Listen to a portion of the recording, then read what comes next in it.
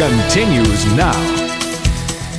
Well, we're a little ways away from a holiday, of course, outside the Labor Day weekend, but maybe you got to get ready for a barbecue coming up, and we got a couple of good ideas for you tonight. Andy Borbely is back from Seven Saints with a drink that's not only tasty, but it's got a fantastic story behind it. So let's start with that tonight. Okay, I'll try to make this story brief because it can be quite long, but of all the drinks that we make at Seven Saints, this is definitely the Andy Borbely special.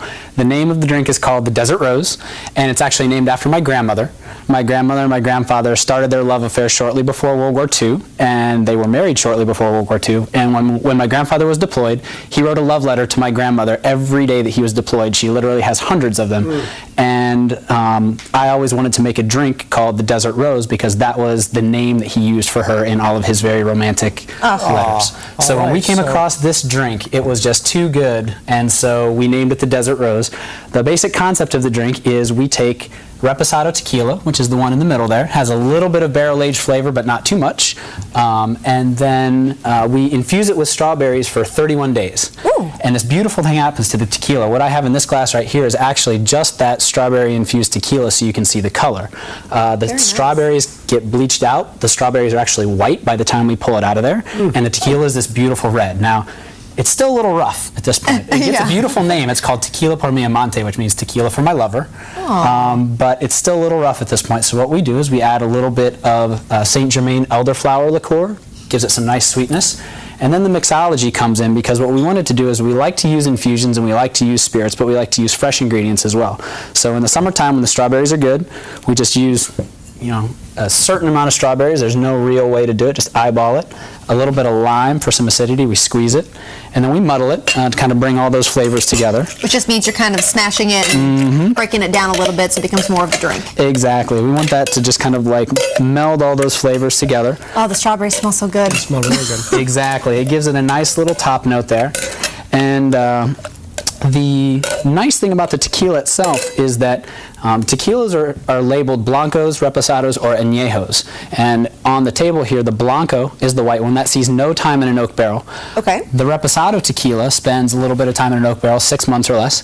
And then the añejo tequila spends a year or more. And you can see how the color gets deeper and richer. We want something in between there. Okay. And so I've already portioned out our strawberry-infused tequila in here. So don't give away all the ingredients because it is still the Andy Borbely special. Exactly. There is one super secret ingredient because at this point we had the drink and it was almost ready, but it wasn't quite there yet. So what we did was we needed a top note. We needed something kind of spicy and something kind of rich. And I have this friend who is very into food. And he said, well, there's a saying in the culinary world that if it grows together, it goes together. So agaves were plants from the desert. Strawberries grow in pretty sandy soil, not really desert, but I got this idea. I said, well, how about we use some sage? And so the one super secret ingredient that you can't get at home is Andy Borbely's super secret sage bitters. Oh, goodness. So the sage bitters have already been added. No proprietary secrets will be given away tonight, unfortunately. Just have to stop by Seven Saints and try it. Exactly. You'll be able to get the drink pretty close. All right, well, let's see how this thing looks. All right, we want to shake it up with a little bit of ice because another aspect of mixology is that dilution ratio is very important.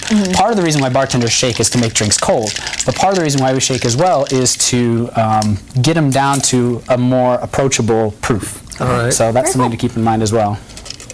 So we just pour it out, we put it through a fine strainer so that those chunky bits don't go into the drink itself. Chunky bits. Exactly. We call those the dregs. And that's kind of the technique to wash it all out there. All right, well, I got to try it real fast because we got to go.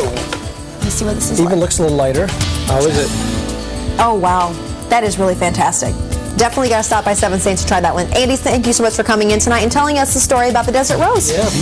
All right. If you'd like to see it again, you know where to find it. IllinoisHomepage.net, and we're back after